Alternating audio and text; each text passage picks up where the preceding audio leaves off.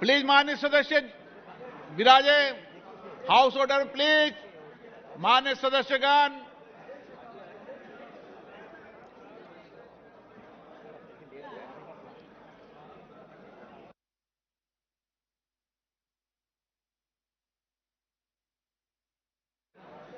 बैठ जाएंगे। गौरव गोगोई जी प्लीज। मान्य सदस्य, मैं नाम से पुकारूं, मान्य से जो बैठना बैठ जाइए। आप भी इधर बैठ जाइए। Sir, Gaurav Gogoi ji.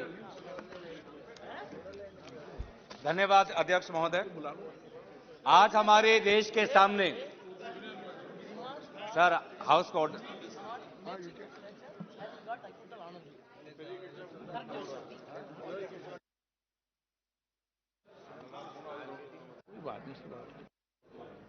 Gaurav Gogoi ji please. धन्यवाद अध्यक्ष महोदय। आज हमारे देश के सामने विभिन्न चुनौतियां हैं सर। सबसे बड़ी चुनौतियां यह है कि आज हमारे देश की जो जनसंख्या है लगभग 140 करोड़ को पार कर चुकी है और इस वर्ष के प्रारंभ में बहुत लोग कहते हैं कि अब चीन से ज्यादा जनसंख्या आज हमारे देश में है। इसके बावजूद भी आज बेरोजगारी का जो दर है लगभग 7% आज जनवरी में यह आंकड़ा आया है CMIE से। पिछले महीने 8% था। तो आप देख सकते हैं कि आज हमारे देश के लिए कितने कठिन परिस्थिति में है। एक तरफ हमारा जनसंख्या बढ़ रहा है, दूसरी तरफ बेरोजगारी बढ़ रही है और साथ ही साथ अगर हम देखें कि गरीबी भी आज कोविड और विभिन्न कारणों के पश्चात आज गरीबी भी बढ़ रही है। अगर 80 करोड़ लोगों को आज भी अनाज देना पड़ रहा है, अगर 140 करोड़ में से 80 करोड़ लोगों को आज भी फ्री अनाज देना पड़ रहा है, बेरोजगारी का दर 7% है, तो आज हमारे देश में कितनी गंभीर चुनौतियां हैं इसका अंदाजा आप कर सकते हैं। इन्फ्लेशन, आज ही RBI ने रेट दोबारा बढ़ाए 25 बेसिस पॉइंट, क्योंकि इन्फ्लेशन घट नहीं रहा जितना घटना चाहिए। अब भी आज हमने देखा कि कोर इन्फ्लेशन जो है दिसंबर के महीने में 6.1% था और अभी अंदाजा है RBI के द्वारा कि for the financial year 23-24 core inflation will still be at 5.3%, which is still quite high. Retail inflation is still on the higher side. It is at 5.72%. तो जनसंख्या की समस्याएं हैं, अर्थव्यवस्था की समस्याएं हैं, महंगाई की समस्याएं हैं, बेरोजगारी की समस्या है और साथ ही साथ आज जो हमारे सीमांचल पे हम देख रहे हैं उत्तर और पूर्व की तरफ चीन का हमें नया एक चुनौती हमको दिख रहा है। ऐसे ही वक्त में हम चाहते थे कि एक ऐसा बजट आए जो देश को दिशा दे, वर्तमान की परिस्थितियों में वर्तमान की चुनौतियों को संभालने के लिए देश को एक नई दिशा दे। लेकिन हमने देखा कि इस बजट में ये जो चुनौतियां हैं इनके लिए इनके पास कोई उपाय नहीं। सर, क्रेडिट रेटिंग एजेंसीज होती हैं जो बॉन्ड्स को देखकर विभिन्न प्रकार की रेटिंग देती हैं। मैं भी इस बजट को एक रेटिंग देना चाहूंगा। बजट को मैं रेटिंग देता हूं A rating sir, A rating. पर ये ए वो वाला ए नहीं जो हमको स्कूल के परीक्षा में मिलता है। ये ए सिर्फ अडानी का ए है, जो क्योंकि ये बजट में जो भी बड़ी बड़ी घोषणा है सर, जहां पे हजार करोड़ में, जहां पे लाइन आइटम में हजार करोड़ आपको दिखाई देंगे budget at a glance sheet में, सबके पीछे आपको अडानी का फायदा दिखाई देगा। और यही हो रहा है सर, पिछले 3-4 वर्षों के बजट में यही हो रहा है। यह बजट जो अडानी जैसे बड़ी कंपनी है दलाल स्ट्रीट पर, उनके लिए बहुत अच्छी बजट है और जो गरीब, बेरोजगार, मध्यम वर्ग है, जो साधारण लोग हैं, उनके लिए इस बजट में कोई मायने नहीं रखता। इस बजट में क्या बोलते हैं सर, इनका जो सबसे बड़ा जो कॉलिंग कार्ड है जिस पर ये बहुत गर्व महसूस करते हैं, क्या बोलते हैं कि हमने कैपेक्स बढ़ाया। सरकार ने अपने खर्चे के द्वारा 10 लाख करोड़ का आज हमने कैपेक्स दिया। पूरा आपका एक्सपेंडिचर लगभग 45 लाख करोड़ है और उसमें से जो आपका कैपेक्स है वो 10 लाख करोड़ है। इसको लेके बहुत वाहवाह करते हैं सर, लगता है कि इससे ही पूरा बेरोजगारी कम हो जाएगा। लेकिन हमने क्या देखा सर, इस वर्ष 10 लाख कैपेक्स था, पिछले साल आपको याद होगा 7 लाख कैपेक्स था, उससे पहले 5 लाख कैपेक्स था, उससे पहले 3 लाख कैपेक्स था। नतीजा क्या? बेरोजगारी अभी भी 8% पे। नतीजा क्या कि गरीबी की रेखा से लोग और नीचे चले गए हैं। नतीजा क्या कि आज ह्यूमन डेवलपमेंट इंडेक्स में हम कम होते आ रहे हैं। और बहुत बहुत अगर आप बारीकी में जाएंगे तो इस बजट में जो कैपेक्स का जो बजट है 10 लाख करोड़, 5 लाख करोड़ जाता है ट्रांसपोर्ट में। ट्रांसपोर्ट बोले तो हाईवे, ट्रांसपोर्ट बोले तो एयरपोर्ट, पोर्ट और रेलवेज। और अभी हमने क्या सुना कि हाईवे का मतलब अडानी, पोर्ट का मतलब, एयरपोर्ट का मतलब, तो ये सर यही इनकी मंशा है कि सरकार बनाए हाईवे, एयरपोर्ट, पोर्ट, रेल और बाद में एसेट मोनेटाइजेशन के द्वारा ये सारे प्रोजेक्ट अडानी को दिया जाए। यही इनकी मंशा है, यही हमने देखा है सर। ये कोई नई बात नहीं है। आज इनके ये जो बार बार वाहवा लेते हैं कि 10 लाख करोड़ सरकार ने खर्च किया है, निजी क्षेत्र ने क्यों नहीं किया? प्राइवेट सेक्टर का इन्वेस्टमेंट कहां है? आज प्राइवेट सेक्टर के इन्वेस्टमेंट को सर मैं यील्ड नहीं कर रहा सर, मैं यील्ड नहीं कर रहा sir. Point of order, sorry,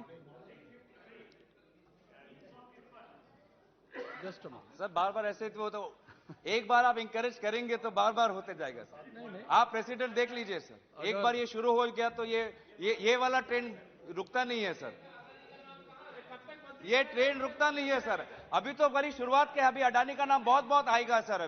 अभी निशिकांत जी को थोड़ा धैर्य रखना चाहिए, अभी बहुत नाम आने वाला है।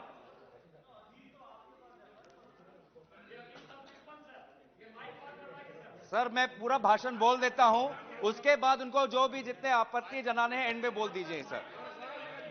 सर मैं आपको बताना चाहता हूं कि आज ये गवर्नमेंट जो एक्सपेंडिचर कर रही है, प्राइवेट सेक्टर को जो इन्वेस्ट ना करना पड़े, इसकी ये इनकी रणनीति है। My advice would be, you can avoid specifically mentioning the name. That is my advice to you. Thank you sir. Sir may I continue? So ये जो है, ताकि निजी क्षेत्रों को इन्वेस्ट ना करना पड़े, सारा इंफ्रास्ट्रक्चर सरकार बनाए और फिर एसेट मोनेटाइजेशन के द्वारा इन्होंने एक लंबी लिस्ट बनाई है जिसमें इनके नीति आयोग ने कहा है कि क्या क्या एसेट मोनेटाइज करेंगे। ये स्टेट हाईवे को बेचेंगे, ये एक्सप्रेस वे को बेचेंगे, ये पावर ट्रांसमिशन को बेचेंगे, ये अर्बन बस टर्मिनल्स को बेचेंगे, ये वेयर हाउसेस को बेचेंगे, ये गैस पाइपलाइन को बेचेंगे। और किसको बेचेंगे?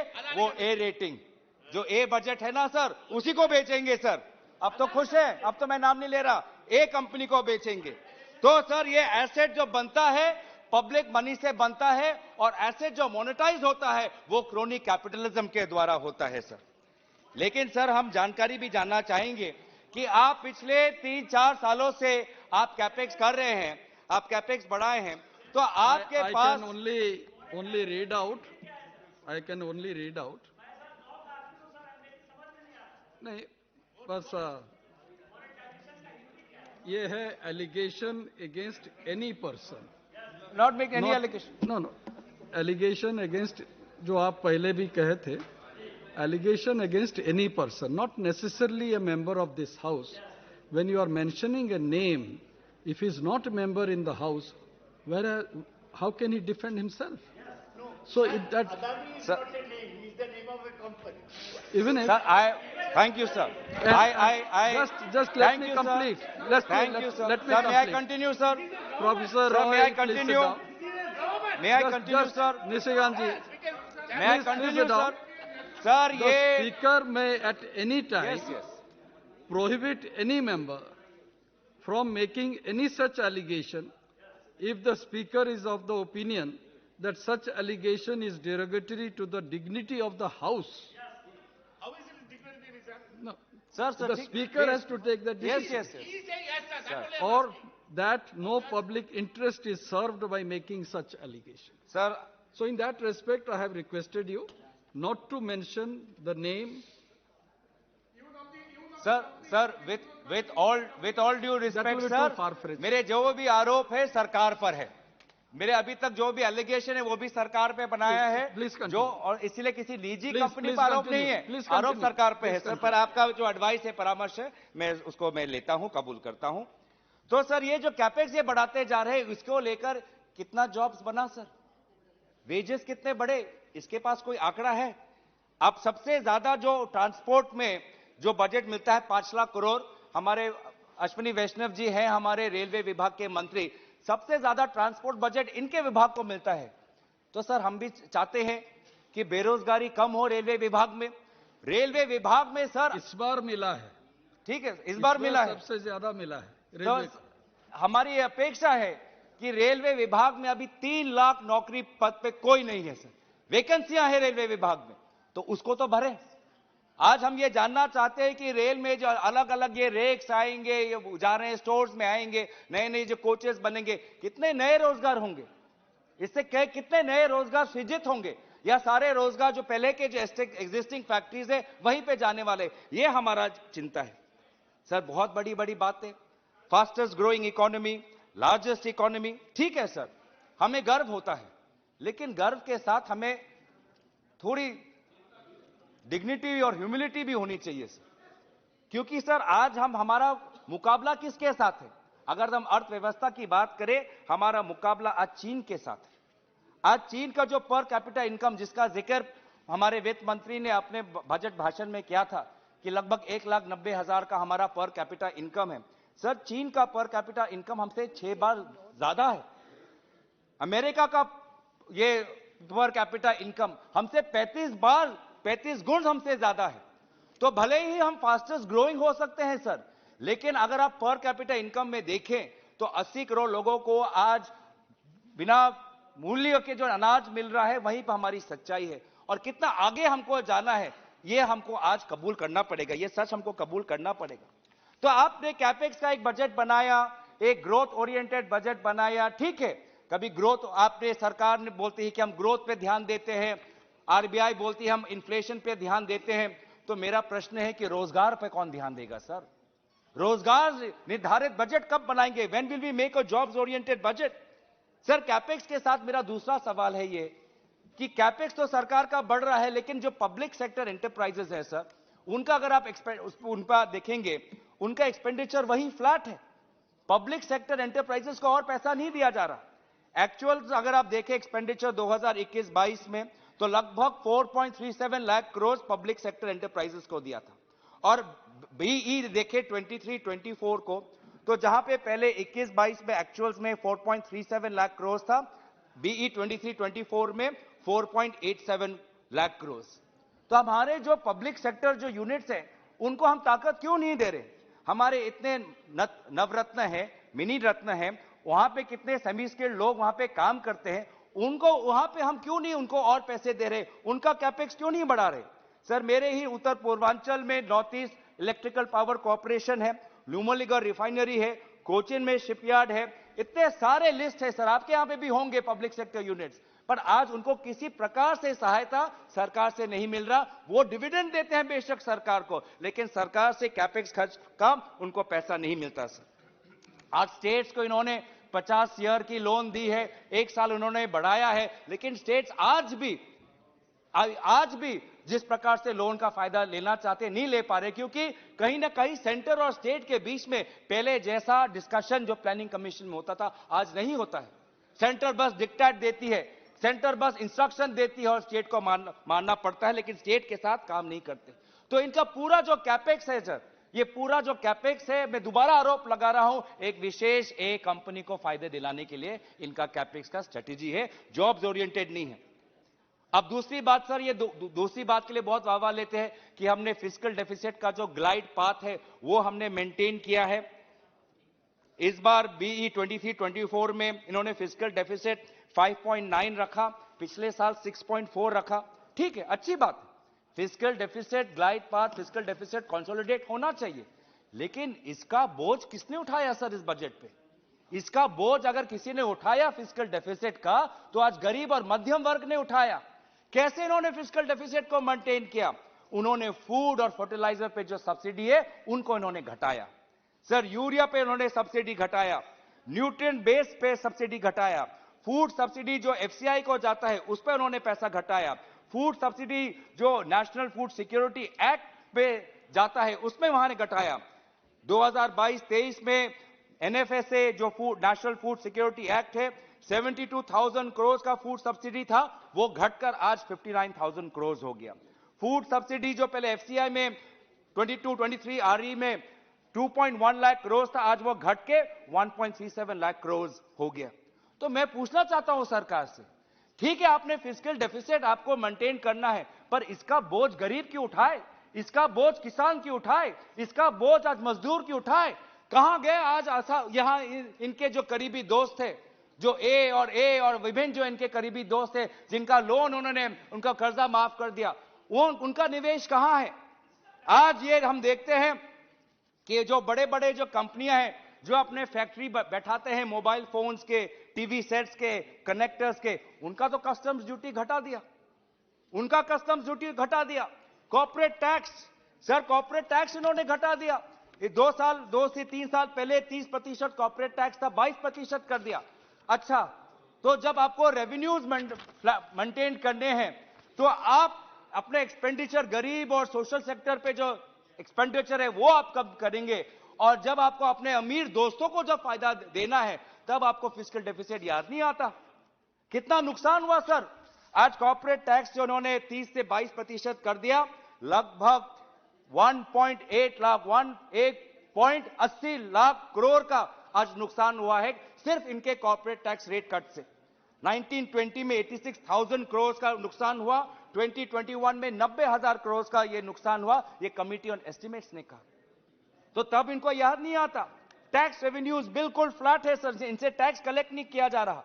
18 लाख करोड़ एक्चुअल एक्सपेंडिचर था 21-22 में, और आज बीई में सिर्फ 23.3 लाख। रेवेन्यूज नहीं बढ़ा पा रहे हैं सर। तो ये बार बार अमीरों को रेवड़ी देते हैं सर। रेवड़ी जब गरीबों को जब मदद करना हो तब उनको दर्द होता है, लेकिन जब अमीरों को मदद करना हो, सरचार्ज जब घटाना हो, तब उनको रेवड़ी तब उनको दिखाई नहीं देता। आज सरचार्ज में क्या किया सर? जो 5 करोड़ से ज्यादा जिनका एनुअल इनकम था उन पे सरचार्ज 37% था, आज घटा के 25% कर दिया। पहले एक अंतर होता था, दो जिनका एनुअल इनकम 2 करोड़ और जिनका एनुअल इनकम 5 करोड़ से ज्यादा था, इन दोनों वर्गों में अलग अलग सरचार्ज रेट थे।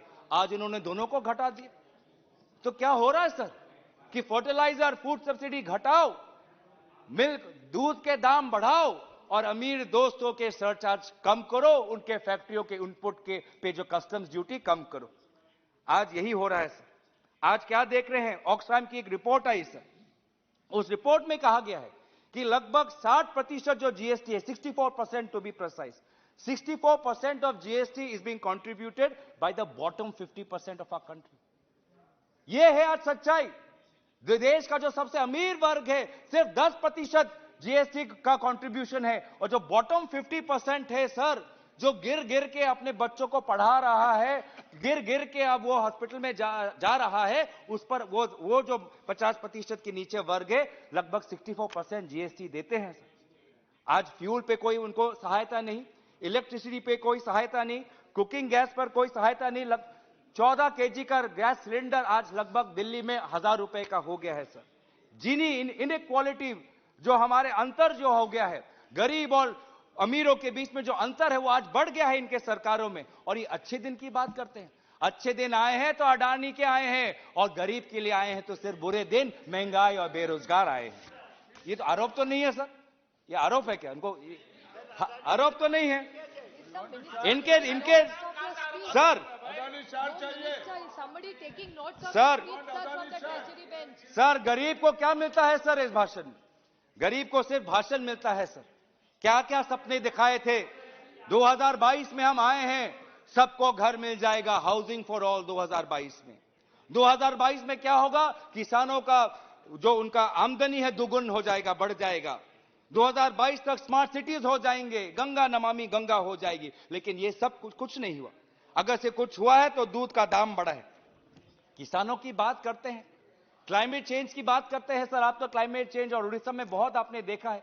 आप जानते हैं कि क्लाइमेट चेंज पर अगर किसी पे प्रभाव पड़ता है तो वर्षा किस समय पर होती है, रेनफॉल के जो पैटर्न्स हैं आज वो सब बदल चुके हैं।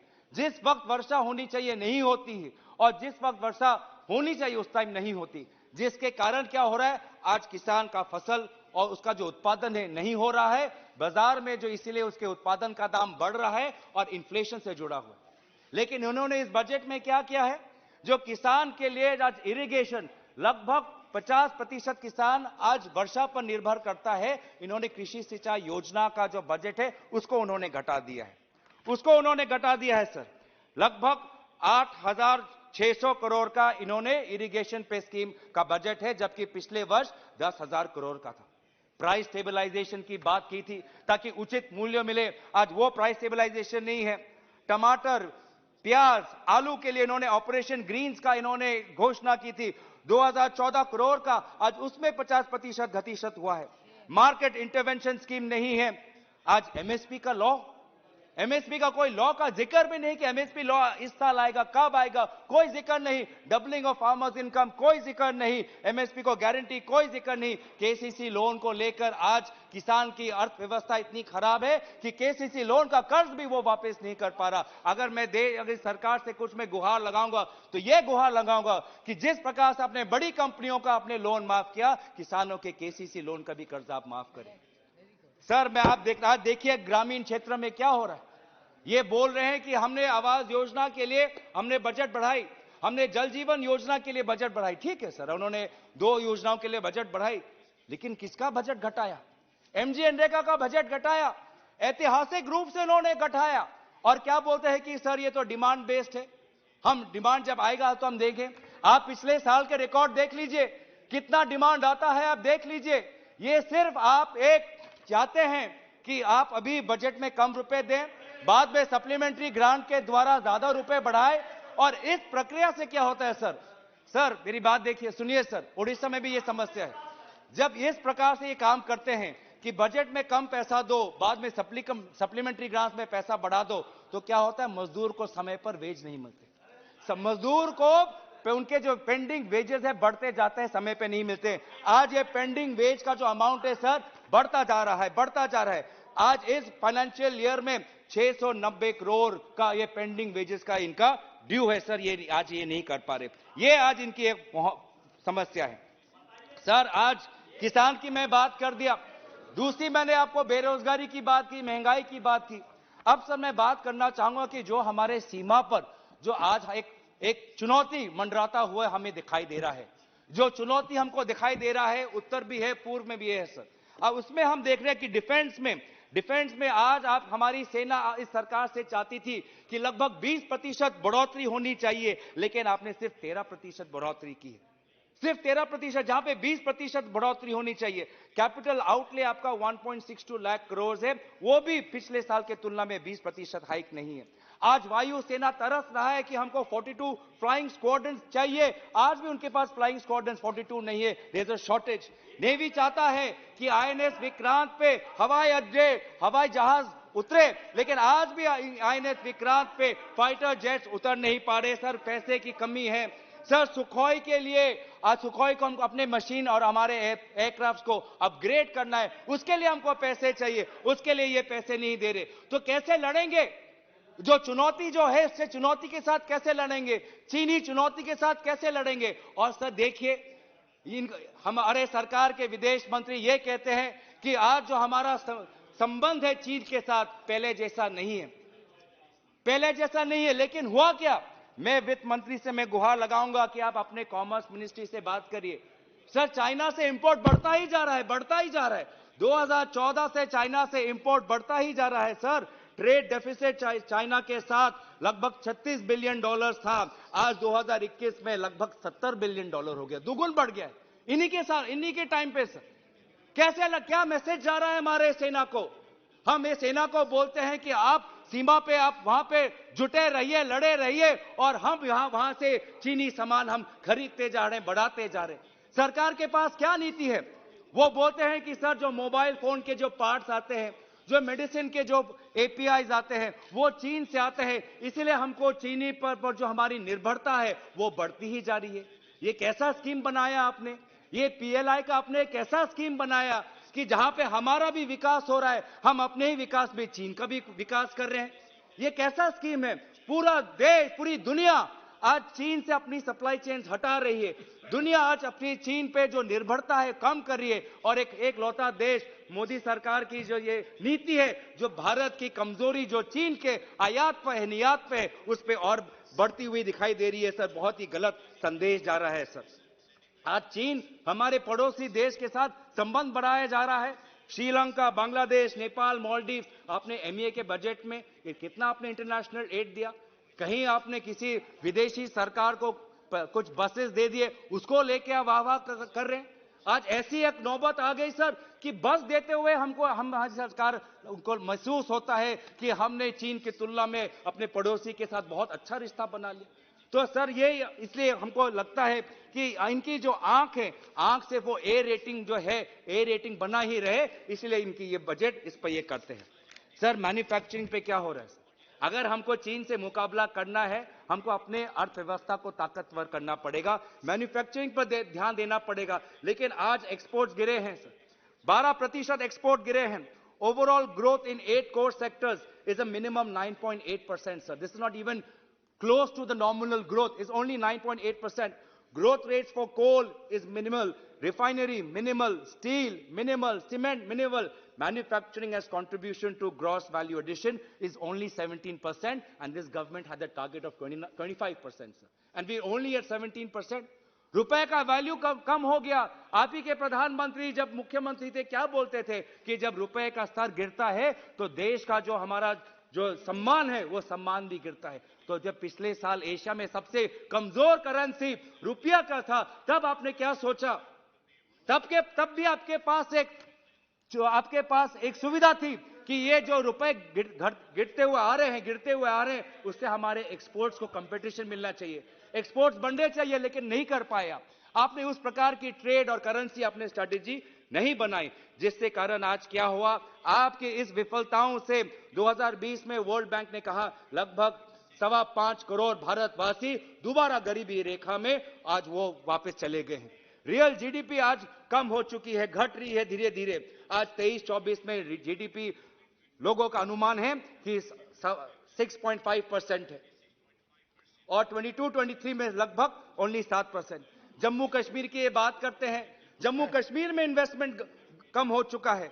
जब 17-18 का वर्ष था तो जम्मू कश्मीर में निवेश 840 करोड़ था, आज 21-22 में ओनली 376 करोड़, आधा से कम हो गया है सर। और ये जम्मू कश्मीर की बात करते हैं। धिक्कार है सर ऐसी नीति पर जो ठंड के वर्ष में आज जम्मू कश्मीर के लोगों को बुलडोजर से तोड़ रही है। धिक्कार है ऐसी नीति पर जो रातों रात एक राज्य को, उस राज्य का दर्जा छीनकर उसको यूटी बना देती है, और राज्य का दर्जा दिखाने का आज तक इन्होंने कोई घोषणा नहीं की सर। हमको देख रहे हैं इसकी हमारे रोजगार कौन से सेक्टर्स में सबसे ज्यादा रोजगार है, ऐसी नीति बनाई है सर जहां पे लेबर इंटेंसिव इंडस्ट्रीज पे ध्यान देना चाहिए। आज गारमेंट्स में लेबर है, एपरल्स में लेबर है, टेक्सटाइल्स में लेबर एम्प्लॉयड है, फूड प्रोसेसिंग में लेबर एम्प्लॉयड है, लेदर, फुटवेयर, वुडन फर्नीचर पे लेबर बहुत से एम्प्लॉयड है। इन सेक्टर्स के लिए अच्छा एक स्कीम निकालिए। पीएलआई सिर्फ, और पीएलआई से सब कुछ नहीं होने वाला। पीएलआई एक सब्सिडी है सर, एक सब्सिडी से पूरा आपका सेक्टर नहीं बनने वाला। ये जो सेमीकंडक्टर्स में हम पीएलआई दे रहे हैं, आपको पता है कि चीन में $140 बिलियन का इन्वेस्टमेंट है आज चीन में ऑन सेमीकंडक्टर्स। यूएस में आज इंटेल और ताइवान जो मैन्युफैक्चरिंग कंपनीज है, आज यूएस में जाके $100 of billions का सेमीकंडक्टर में इन्वेस्ट कर रहे हैं। तो सिर्फ अगर हम सेमीकंडक्टर्स पे रखें तो हम पूरा कंपीट नहीं कर पाएंगे और रोजगार नहीं दे पाएंगे सर। इसीलिए मैं चाहता हूं कि जो हमारे वास्तविक जो इंडस्ट्रीज है, ट्रेडिशनल इंडस्ट्रीज है, उस पर भी हमको ध्यान देना चाहिए, और पीएलआई स्कीम ऐसे और पीएलआई जैसे और भी मैन्युफैक्चरिंग स्कीम्स आने चाहिए। Just to remind you, you have already spoken for half an hour. Sir thank you sir. Sir उत्तर पूर्वांचल की बात आती है, सर उत्तर पूर्वांचल में नागालैंड और मेघालय, त्रिपुरा, सर वहां पे इंडस्ट्रियल बेस बहुत कम है। तो मैं चाहता हूं कि आपने जो पहले जो हमारे यूपीए के टाइम में जो स्कीम था, north east industrial investment promotion policy, उसको दोबारा लागू करिए। उस टाइम आपको जब आपको स्कीम काटना होता है तो आप बोलते हैं कि ट्रांसपोर्ट सब्सिडी इंडस्ट्री को नहीं देना चाहिए, कैपिटल सब्सिडी इंडस्ट्री को नहीं देना चाहिए, तो फिर पीएलआई में कैसे देते हैं? अगर पीएलआई में दे सकते हैं तो आप क्यों नहीं एक कंडीशन बांधते हैं कि पीएलआई में इलेक्ट्रॉनिक्स का इंडस्ट्री नागालैंड में बैठेगा, पीएलआई का टेक्सटाइल का इंडस्ट्री मेघालय में बैठेगा, पीएलआई का फूड प्रोसेसिंग का इंडस्ट्री त्रिपुरा में बैठेगा? इस प्रकार की नीति आप क्यों नहीं बनाते? सर, प्लांटेशंस में आज हमारे बहुत से लोग रबर प्लांटेशन में काम करते हैं, केरल में चाय बागान के प्लांटेशन में लगभग 10 लाख काम करते हैं। सर, इनको भी हमको देखना है क्योंकि ये सेक्टर्स में बहुत लोगों को रोजगार मिलता है और इनके भी यही मांग है कि ये जो दो प्लांटेशंस है, T and rubber specifically, they should be taken out from the ministry of commerce and put in the Ministry of Agriculture so that the livelihood, so that the small farmers can get access to subsidies, training and high quality planting material. The Talklite Tea Research in Assam is craving for funds and I hope you give that. Sir, I'll want to slowly come down to my conclusion. Sir, मैं सिर्फ नकारात्मक बात नहीं बोलना चाहता, थोड़ा सकारात्मक बात भी बोलना चाहता हूं. सर, मेरा सकारात्मक बात यह है कि invest, concluding सकारात्मक. Not slowly, but speed it up. I'll try, sir. Sir, वो कुछ मोबाइल देखते हैं सर, वो 2x स्पीड में आता है, वो उस पर का नहीं कर पाऊंगा sir. I'm not telling you 5G. ठीक है सर. Not sir, 5G. अभी if I request you, sir, I request this government to, instead of investing on big corporations, invest in human capital, invest in higher education. Sir, that in Peking University in China, वो ranked आज 39 पे है US news पे, और हमारा जो top performing university है Indian institute of science Bangalore में, वो 551 रैंकिंग पे है. So we have to invest in higher education. We have to invest in science. This is what our India's first Prime Minister, Pandit Jawaharlal Nehru, said, that for India to progress, we must cultivate a scientific temper. That scientific temper, sir, we don't see it. This is a government that believes in myths and mythologies, in creating fake narratives, in creating fake victims, but does not believe in science, sir. So I urge that look at startups. I want to point to a very alarming point. Startups की बात करते हैं, unicorn की बात करते हैं. आपको पता है स्टार्टअप सेक्टर में आज टेक वैल्यूएशंस गिर रहे हैं. आपको पता है कि आज स्टार्टअप्स में फंडिंग कम हो रहा है. मार्च के 2022 में 3.5 बिलियन स्टार्टअप्स में निवेश हुआ था. दिसंबर तक मंथली इन्वेस्टमेंट 3.5 बिलियन से 900 मिलियन हो गया.